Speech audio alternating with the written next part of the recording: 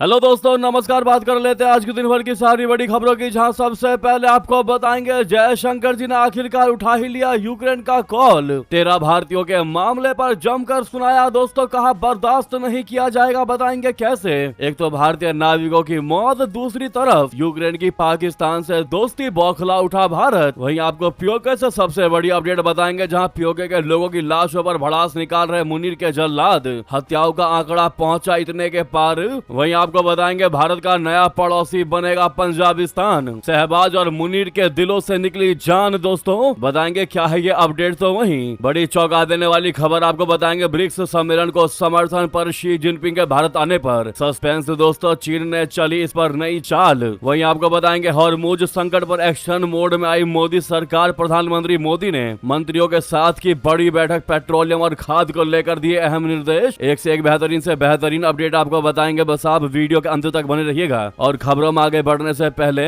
मानते हैं कि अपना भारत भारतीयों की मौत को बिल्कुल भी बर्दाश्त नहीं करेगा और मुंह तोड़ जवाब देना चाहिए। तो वीडियो को लाइक करके, चैनल को सब्सक्राइब करके, बेल आइकन दबा के कमेंट में जय हिंद कहिएगा। बात करते हैं पहली सबसे बड़ी खबर की, जहां पिछले कई दिनों से जिस फोन कॉल के लिए यूक्रेन तड़प रहा था और जिसके इंतजार में उसके दूतावास ने सोशल मीडिया पर पोस्ट तक जारी कर दी थी, वो फोन आज आखिरकार कनेक्ट हो ही गया। भारतीय विदेश मंत्री जयशंकर जी ने आखिरकार यूक्रेन के विदेश मंत्री एंड्री सिबिहा से फोन पर बात कर ही ली। भारतीय विदेश मंत्री ने यूक्रेनी विदेश मंत्री से न केवल सीधी बात की है, बल्कि ब्लैक सी में फंसे 13 बेकसूर भारतीय नाविकों और मर्चेंट जहाजों पर हो रहे हमलों को लेकर उन्हें जमकर सुनाया भी है। भारत ने दो टुक अंदाज में साफ कर दिया है कि जंग की आड़ में अपने नागरिकों की जान से खिलवाड़ अब बर्दाश्त नहीं किया जाएगा। जयशंकर जी ने पूरी दुनिया को साफ संदेश दे दिया है कि जब बात उसके नागरिकों की सुरक्षा और अंतर्राष्ट्रीय समुद्री सीमाओं में जहाजों की आवाजाही की आएगी, भारत किसी भी पक्ष की मनमानी को कतई भी बर्दाश्त नहीं करेगा। जयशंकर जी ने कहा है कि नागरिक जहाजों पर हमले चाहे किसी भी तरह से हों, वो पूरी तरह से अस्वीकार्य है और भारत ऐसी हरकतों की कड़े शब्दों में निंदा करता है। यूक्रेनी विदेश मंत्री एंड्री सिबिहा से बातचीत के बाद विदेश मंत्री डॉक्टर जयशंकर जी ने सोशल मीडिया पर खुद इस बातचीत की डिटेल शेयर की है। जयशंकर जी ने लिखा कि यूक्रेन के विदेश मंत्री के साथ दोबारा जुड़कर उन्हें खुशी हुई। बातचीत के दौरान उन्होंने ब्लैक सी में कमर्शियल शिपिंग और भारतीय नाविकों पर हो रहे हमलों का मुद्दा प्रमुखता से उठाया। जयशंकर जी ने बिना लाग लपेट के लिखा कि किसी भी पक्ष द्वारा किए गए ऐसे हमले पूरी तरीके से अस्वीकार्य हैं और भारत स्पष्ट रूप से इनकी निंदा करता है। साथ में जयशंकर जी ने यह भी कहा कि रशिया यूक्रेन जंग और दुनिया भर में चल रही लड़ाई की वजह से तेल, खाद और राशन की सप्लाई पर बुरा असर पड़ रहा है, जिसकी सबसे भारी मार ग्लोबल साउथ यानी गरीब और विकासशील देशों को झेलनी पड़ रही है। दोस्तों जयशंकर जी ने बातचीत के दौरान साफ कर दिया कि भारत का हमेशा से यही मानना रहा है कि किसी भी विवाद का हल युद्ध के मैदान में नहीं बल्कि बातचीत और कूटनीति के जरिए ही निकल सकता है। दूसरी तरफ यूक्रेन के विदेश मंत्री एंड्री सिबिहा ने भी इस बात की डिटेल शेयर करते हुए कहा है कि डॉक्टर जयशंकर जी को राष्ट्रपति जेलेंस्की के हालिया वॉशिंगटन दौरे और ट्रम्प के साथ हुई मीटिंग की पूरी जानकारी दी है। सिबिहा ने रूस पर भड़ास निकालते हुए कहा है कि रूस सिर्फ यूक्रेन पर हमले नहीं कर रहा बल्कि ब्लैक सी में आम जहाजों को निशाना बनाकर समंदर में आने जाने की आजादी छीन रहा है। इससे पूरी दुनिया में खाने पीने का संकट खड़ा हो रहा है और तेल गैस के बाजार में अनिश्चितता फैल रही है। यूक्रेन ने भारत से एक बार फिर गुहार लगाई है कि वो इस युद्ध को हमेशा के लिए खत्म कराने और शांति कायम करने में अपनी बड़ी भूमिका निभाए। दोस्तों आपको बता दें कि भारत का तगड़ा जवाब देने का ये टाइमिंग इसलिए और ज्यादा सही था क्योंकि लगातार यूक्रेन जो है पाकिस्तान से भी दोस्ती बढ़ा रहा है। भारत यूक्रेन संबंधों की आलोचना का मुख्य आधार यूक्रेन का पाकिस्तान के प्रति रवैया है। ऐतिहासिक रूप से यूक्रेन ने कश्मीर मुद्दे पर पाकिस्तान का साथ दिया। संयुक्त राष्ट्र और अन्य मंचों पर यूक्रेन ने अक्सर ऐसे रुख अपनाए जो पाकिस्तान के हक में रहे। दोनों देशों के बीच व्यापारिक और सैन्य सहयोग भी रहा है। पाकिस्तान यूक्रेन से गेहूं और अन्य सामान आयात करता रहा है। रशिया यूक्रेन युद्ध के दौरान पाकिस्तान ने यूक्रेन की संप्रभुता का समर्थन किया, लेकिन रशिया की सीधी आलोचना से बचा। यूक्रेन ने भी पाकिस्तान के साथ संबंधों को मजबूत रखा। वहीं जब भारत रशिया से सस्ता तेल खरीदकर अपनी ऊर्जा सुरक्षा सुनिश्चित कर रहा है तो यूक्रेन भारत की इस नीति की आलोचना करता रहा, लेकिन पाकिस्तान के साथ उसके संबंध दोस्ताना बने रहे। अब ऐसे में जयशंकर जी ने जेलेंस्की को कह ले या पूरे यूक्रेन को तगड़ा जवाब दिया दोस्तों, जिसने कहीं ना कहीं ये भी बड़ा मैसेज दे दिया कि हमारे दुश्मनों के साथ तुम गले मिल रहे हो और साथ ही हमारे लोग, हमारे भारतीय मारे जा रहे हैं। यानी एक तीर से दो निशाना साधा यूक्रेन पर भारत ने। क्या है इस मुद्दे पर आपकी निजी राय दोस्तों, अवश्य कमेंट करके बताइएगा। अगली खबर की बात करते हैं, जहां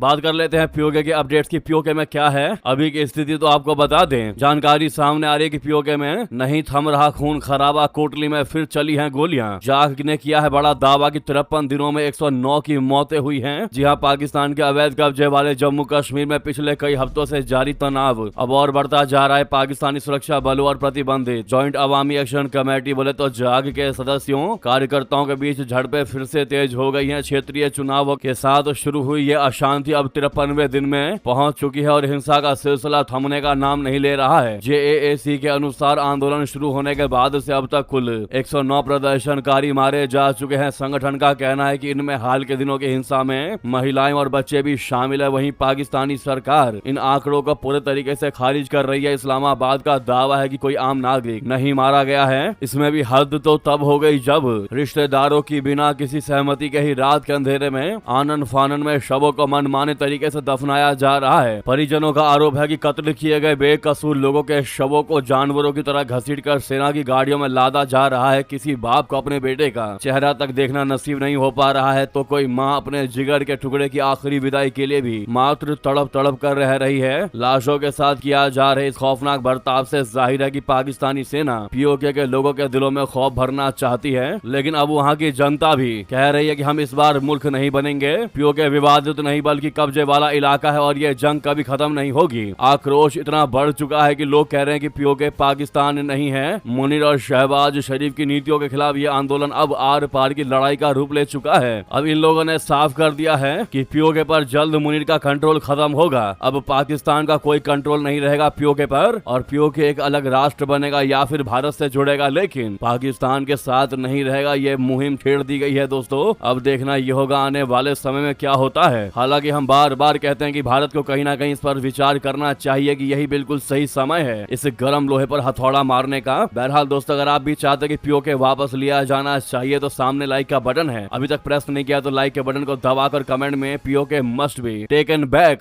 जरूर लिख दीजिएगा। वहीं आपको बता दें भारत को अब मिलेगा नया पड़ोसी पंजाबिस्तान। पीओके बलूचिस्तान टूटने को तैयार, दफन हुआ दहशत गर्दी का दौर। दोस्तों, जॉन आर स्मिथ अपनी किताब दी अनरेवलिंग में लिखते हैं कि पाकिस्तान को चलाने वाले पंजाब के जमींदार वर्ग पाकिस्तान बनाने की मुहिम में बाहरी थे। उन्होंने बाद में संस्थाओं पर कब्जा कर लिया। बाबर अयाज की किताब was the wrong with Pakistan में इसे वे अनुवांशिक दोष कहते हैं। वे कहते हैं कि राज्य कभी समावेशी संघ नहीं बना बल्कि पंजाब के सैन्य राजनीतिक नौकर शाही वर्चस्व वाला केंद्रीकृत ढांचा बन गया। लगभग 8 दशक बाद भी पाकिस्तान संघ की बजाय सीमाओं को नियंत्रित करने वाले कॉलोनियल की तरह व्यवहार करता रहा। बलूचिस्तान और खैबर पख्तूनख्वा दशकों से यही झेल रहे हैं। अब पीओके भी उसी रास्ते पर है। देश में सेना के वर्चस्व ने समस्या को और गहरा कर दिया है। सरकारें सेना की मंजूरी पर टिकी रहती हैं जब तक सेना से अच्छे रिश्ते खराब नहीं होते, लेकिन जैसे ही खराब होती हैं, खराब होते ही पीएम जेल में होता है, जैसा इमरान खान के साथ हुआ। बलूचिस्तान, खैबर पख्तूनख्वा और पीओके का असंतोष अलग अलग नहीं बल्कि एक ही संरचनात्मक समस्या के रूप से है। पाकिस्तान खुद को मुसलमानों का घर और इस्लाम का गढ़ मानता रहा है, लेकिन व्यवहार में ये पंजाबियों का राष्ट्र बनकर रह गया है। अगर यही रुझान जारी रहा तो पाकिस्तान पंजाबिस्तान बनकर रह जाएगा और उसके राज कटकर देश बन जाएंगे। क्योंकि पाकिस्तान में इस वक्त जो हालात बने हुए हैं उसे देखकर ये कहना गलत नहीं होगा कि जल्द ही भारत को नया पड़ोसी मिलेगा। पंजाबिस्तान के तौर पर जिस तरह से बलूचिस्तान और पीओके में बवाल चल रहा है वो मुनीर के आगे घुटने तो नहीं टेकने वाले। तो वहीं आपको बता दें पाकिस्तान आउट, अब चीन की बारी। जी हां, बलोच लड़ाकों ने आजादी के बाद कहां किया सबसे पहला अटैक, आपको बता दें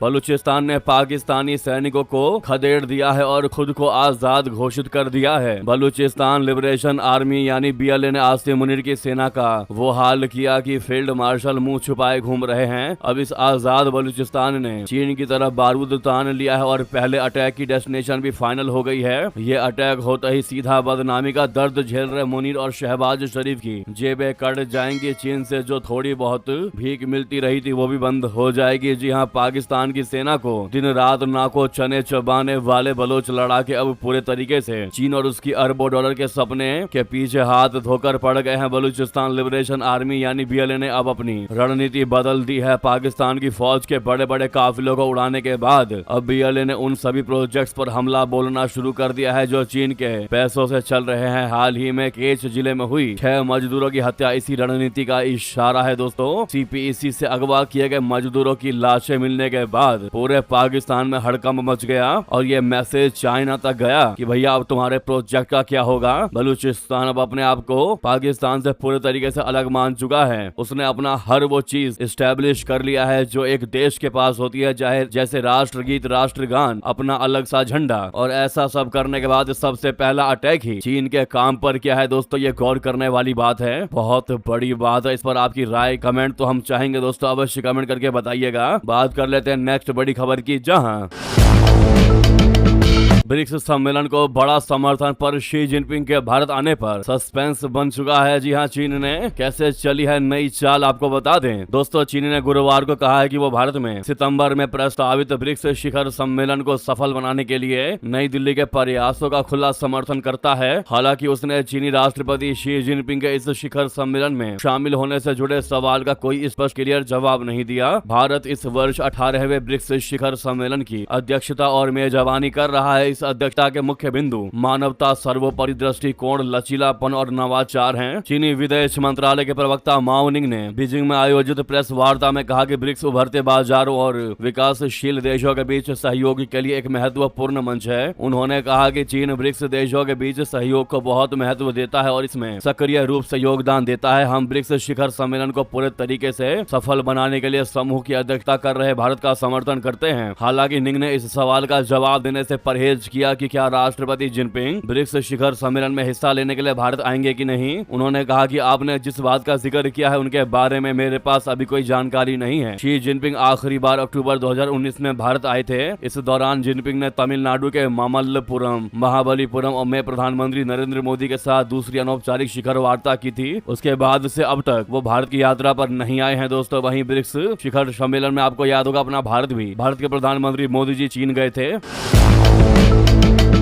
ऐसे में आइडियली देखा जाए या सही तरीके से देखा जाए तो मोदी जी के जाने के बाद अब जिनपिंग को भी इस ब्रिक्स सम्मेलन में भारत आना चाहिए। लेकिन जैसा व्यवहार दोस्तों वांगी का देखने को मिला, लग नहीं रहा कि वो भारत की यात्रा पर आएंगे। खैर, जो भी होगा आने वाला वक्त ही बताएगा। आपको क्या लगता है दोस्तों, जिनपिंग भारत आएगा कि नहीं? लेकिन अगर 1% हम मान ले कि जिनपिंग भारत आते हैं तो आप यूँ समझ लीजिए कि प्रधानमंत्री मोदी जी, पुतिन और जिनपिंग की तिगड़ी जो है वो बड़ा खेला कर देगा, क्योंकि इस साल 3 नए मुद्दों पर महामंथन होगा। दोस्तों, 12 से 13 सितंबर को दिल्ली में ब्रिक्स शिखर सम्मेलन का मंच सजेगा। ये सिर्फ एक रूटीन बैठक नहीं है, बल्कि ग्लोबल पॉलिटिक्स का एक ऐसा अड्डा बनने वाला है जहां दुनिया के सबसे कद्दावर नेता एक साथ मेज पर होंगे। इस बार दिल्ली की धरती पर RIC का वो दम दिखेगा जिसके नाम से ही अमेरिकी की नींद उड़ जाती है, यानी रशिया, भारत और चाइना। दोस्तों, इनकी पावरफुल तिगड़ी दिखने को मिलेगी अगर जिनपिंग भारत आते हैं तो। जी हाँ, इतना ही नहीं, इस बार ईरान के राष्ट्रपति मसूद पेजेशकियान के भी भारत आने की उम्मीद है और इसका सीधा सीधा मतलब यह है कि दुनिया की नजरें तो दिल्ली पर ही होंगी। साथ ही साथ पश्चिम एशिया की आगे की दिशा और दशा भी इसी मंच से तय की जाएगी। दोस्तों, अगर चीनी राष्ट्रपति जिनपिंग 12 से 13 सितंबर को दिल्ली आते हैं तो अक्टूबर 2019 के बाद ये उनका पहला भारत दौरा होगा। क्योंकि अगर आपको याद हो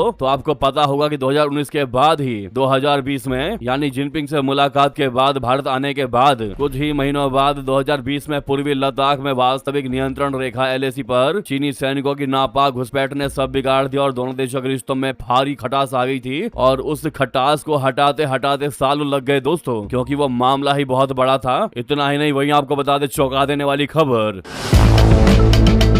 जानकारी ये भी सामने आ रही है कि भारतीय सीमा के पास चीन ने 12 अत्याधुनिक J-20 स्टेल्थ फाइटर जेट को तैनात कर दिए हैं। सैटेलाइट तस्वीरों से बड़ा खुलासा हो पाया है। दोस्तों, चीन ने भारतीय सीमा के पास 2 एयरबेस पर अपने सबसे advanced J-20 stealth fighter jet तैनात किए हैं। सैटेलाइट तस्वीरों के जरिए यह खुलासा हुआ है। भारत की सीमा के पास तैनात इन चीन के फाइटर जेट की संख्या कम से कम 12 बताई जा रही है। गंभीर बात यह है कि हाल के वर्षों में line of actual control LAC के पास 5 हैवी पीढ़ी के विमानों की सबसे बड़ी तैनाती में से एक है। इंडिया टुडे की रिपोर्ट की बात करें तो उसके मुताबिक सैटेलाइट कंपनी वेंटोर ने ये तस्वीरें साझा की हैं। ये चीन के शिनजियांग में स्थित होटैन एयरबेस और तिब्बत में हेमजुंग एयरबेस की तस्वीरें हैं। इसमें पीपुल्स लिबरेशन आर्मी एयरफोर्स पलाव के विमानों की तैनाती दिखाई दे रही है। रिपोर्ट के मुताबिक ये तस्वीरें 9 जुलाई की हैं। इसमें होटैन एयरबेस पर टरमैक पर 8 J-20 स्टील्थ फाइटर जेट खड़े देखे गए हैं। 25 जून की सैटेलाइट तस्वीरों के एक अलग सेट में तिब्बत के लहाजा प्रांत में डेमजुंग एयरबेस पर 4 और J-20 तैनात दिखाई दिए। तो वहीं आपको बता दें, ईरान ने चीन से लिया पंगा, उसी चीन से जिसने हथियार मुहैया करवाए ईरान को।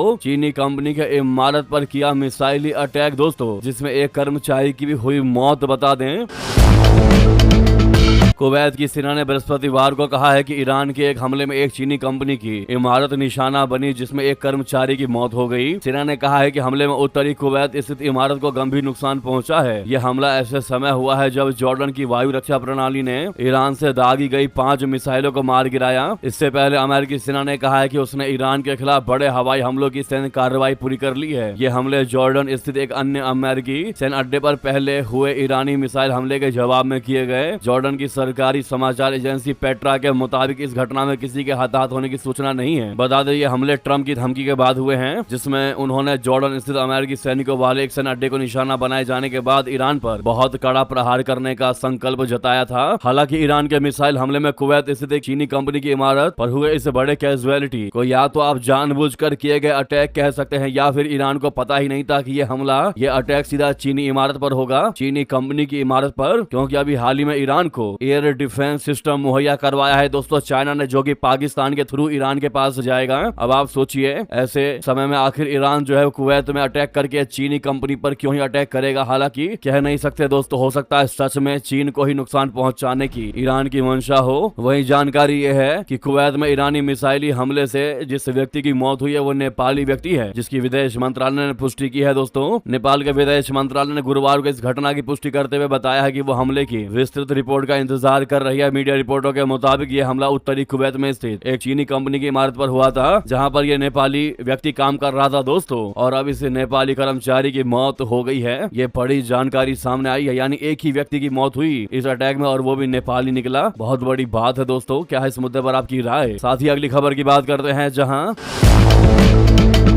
इतना ही नहीं, रेड सी की सुरक्षा के लिए गठबंधन बना रहा सऊदी। 50 देशों को न्योता भेजा है, जहाजों को हुती विद्रोहियों के हमलों से बचाना होगा इस सम्मेलन का मकसद है। जी हाँ, सऊदी अरब ने ऐलान किया है कि वो रेड सी यानी लाल सागर में जहाजों की सुरक्षा के लिए एक अंतर्राष्ट्रीय गठबंधन बनाएगा। इसका मकसद यमन के हुती विद्रोहियों के हमलों से जहाजों की रक्षा करना। रॉयटर्स की रिपोर्ट के मुताबिक इस गठबंधन में शामिल होने के लिए 50 देशों को न्योता भेजा गया है। हालांकि कौन से देश इसमें शामिल होंगे ये अभी तय नहीं हुआ है। इसकी औपचारिक घोषणा जल्द की जा सकेगी। हुती विद्रोहियों ने 20 जुलाई को सऊदी अरब के खिलाफ समुद्री नाकेबंदी का ऐलान किया था। उसने कहा है कि सऊदी पोर्ट का इस्तेमाल करने वाले जहाजों पर हमला किया जा सकता है। अब आपके मन में यह सवाल उठेगा कि आखिर गठबंधन में कौन कौन देश शामिल हो सकते हैं, तो आपको बता दें, मिडल ईस्ट की न्यूज वेबसाइट अल मॉनिटर के मुताबिक अमेरिका, पाकिस्तान, मिस्र, तुर्की, जिबूती, सोमालिया और सूडान को न्योता भेजा गया है। इसके अलावा जर्मनी, फ्रांस और इटली समेत कई यूरोपीय देशों को भी निमंत्रण मिला है। इस रिपोर्ट में अमेरिकी अधिकारियों के हवाले से बताया है कि मिस्र, जिबूती और सूडान गठबंधन में शामिल होने पर सहमत हो गए हैं। हालांकि अमेरिका अभी तक आधिकारिक तौर पर गठबंधन में शामिल होने की पुष्टि नहीं कर पाया है, लेकिन उसके इसमें शामिल होने की संभावनाएं जताई जा रही हैं। वहीं आप ये भी कह सकते हैं कि इन अटैक्स के बाद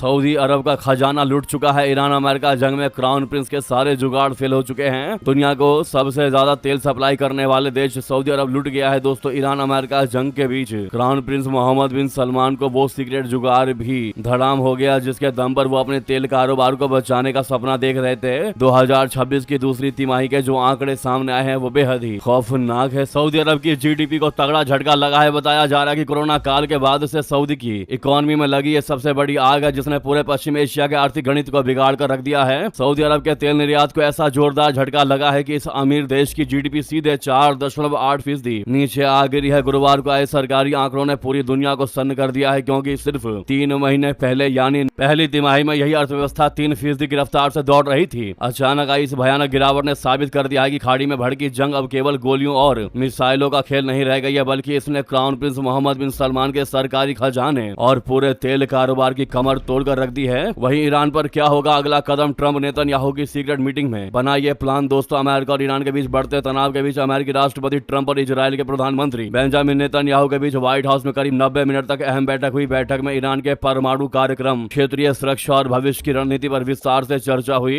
इजरायली अधिकारियों के अनुसार बैठक का मकसद अमेरिका पर युद्ध का दबाव बनाना नहीं था, बल्कि कूटनीति, आर्थिक दबाव और सैन्य कार्रवाई जैसे सभी विकल्पों पर विचार करना था। वहीं आपको बता दें क्या है आखिर ईरान की मॉस्किटो फ्लीट, जिसकी पुतिन ने भी कर दी जमकर तारीफ, जिससे चिढ़ गया अमेरिका। दोस्तों, ईरान की जिस खास फ्लीट ने दुनिया की सबसे पावरफुल यूएस नेवी के छक्के छुड़ा दिए हैं, जिसकी तारीफ रशिया के राष्ट्रपति पुतिन तक ने कर दी है, उस पर अमेरिका ने बड़ी एयर स्ट्राइक कर नुकसान पहुंचाया है। पिछले 5 महीने से ईरान ने अमेरिका की नौसेना को हॉर्मुज स्ट्रेट में घुसने से रोका है, तो उसके पीछे आईआरजीसी की मॉस्किटो फ्लीट है। दोस्तों, मॉस्किटो फ्लीट यानी मच्छरों का जंगी बेड़ा, क्योंकि ये एक ऐसी फ्लीट है जो दुनिया के सबसे बड़े एयरक्राफ्ट कैरियर के सामने एक मच्छर की तरह दिखाई देते हैं। दरअसल ईरान की मॉस्किटो फ्लीट बड़े बड़े युद्ध पोतों और विमान वाहक पोतों वाली पारंपरिक नेवी से बिल्कुल अलग है। इसमें दरअसल सैकड़ों छोटी, हल्की और तेज रफ्तार से समंदर में दौड़ने वाली बोट्स हैं। पुतिन ने अपने एडमिरल्स को यहाँ तक आदेश दे दिया है कि रशियन नेवी को भी ऐसी मॉस्किटो फ्लीट को तैयार करना चाहिए, क्योंकि रशिया भी अमेरिका, भारत और चीन जैसी बड़ी नौसेनाओं की तरह बड़े युद्धपोत ऑपरेट करता है। वहीं आपको बता दें,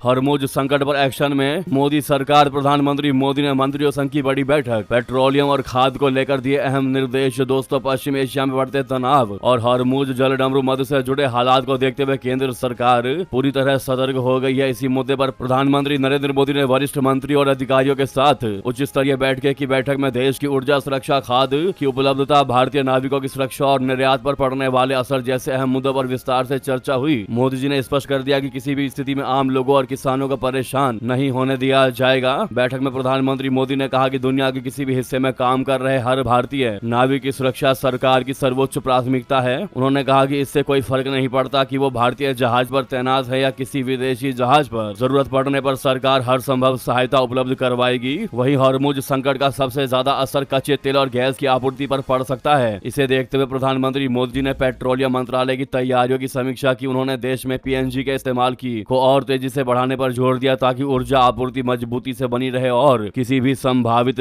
संकट का असर कम किया जा सके। तो वहीं आपको बता दें, लोकसभा के बाद राज्यसभा से भी पास हुआ एंटी पेपर लीक बिल, नकल माफिया पर संसद का बड़ा प्रहार। दोस्तों, लोकसभा के बाद राज्यसभा ने भी एंटी पेपर लीक बिल को ध्वनिमत से पारित कर दिया। मानसून सत्र के दौरान दोनों सदनों में इस विधेयक पर लंबी चर्चा हुई। राज्यसभा में बिल पारित होने के साथ ही परीक्षा प्रणाली में पारदर्शिता और जवाबदेही बढ़ाने की दिशा में सरकार का यह बड़ा कदम माना जा रहा है। हालांकि चर्चा के दौरान सत्ता पक्ष और विपक्ष के बीच कई मुद्दों को लेकर तीखी नोक-झोंक भी देखने को मिली। वहीं इस बिल के पास होने के बाद प्रधानमंत्री मोदी जी इंस्टाग्राम पर अपनी बात रखी। बच्चों के भविष्य से खिलवाड़ करने वाले गैंग को बिल्कुल भी नहीं बख्शा जाएगा, जैसी बात कही। जी हां, मोदी जी ने इंस्टाग्राम पर कहा है कि संसद ने एक महत्वपूर्ण विधेयक पारित कर दिया है जो देश की परीक्षा प्रणाली को और अधिक सुदृढ़ तथा विश्वसनीय बनाएगा। सोशल मीडिया पर जारी वीडियो संदेश में प्रधानमंत्री ने कहा है कि विश्व स्तरीय परीक्षा पद्धति के लिए सरकार एक के बाद एक कदम उठा रही है। इसमें टास्क फोर्स का गठन, फास्ट ट्रैक प्रक्रिया और राज्यों के सुझावों को ध्यान में रखना शामिल है। हालांकि आप उस वीडियो को यूट्यूब पर भी देख सकते हैं दोस्तों, प्रधानमंत्री मोदी जी का ऑफिशियल चैनल पर। साथ में आप सभी से रिक्वेस्ट है, जहां पर भी आपका ग्रुप हो व्हाट्सएप, फेसबुक, एक्स पर, वीडियो को शेयर करना बिल्कुल मत भूलिएगा। लगे हाथ तो वीडियो को लाइक करके, चैनल को सब्सक्राइब करके, बेल आइकन दबा के कमेंट में जय हिंद कह दीजिएगा। तो मिलते हैं आपसे अगली बड़ी खबर में। बहुत बहुत धन्यवाद, बहुत बहुत आभार। जय हिंद, जय